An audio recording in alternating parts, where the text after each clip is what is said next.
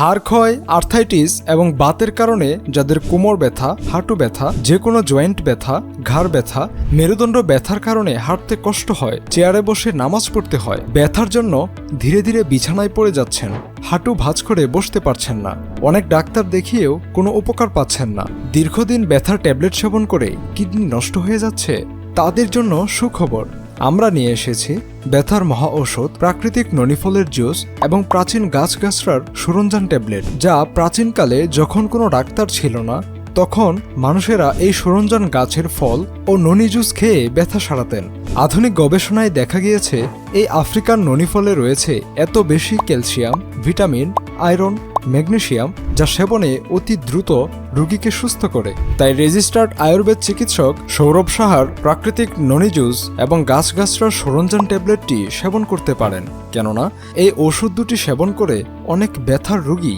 সুস্থ হয়েছেন। ডাক্তার সৌরভ সাহা কর্তৃক এই প্রাকৃতিক ননি জুস এবং সরঞ্জাম ট্যাবলেট সংগ্রহ করতে আজই মেসেজ করুন আমাদের ফেসবুক পেজে অথবা কল করুন স্ক্রিনে দেওয়া নাম্বারে।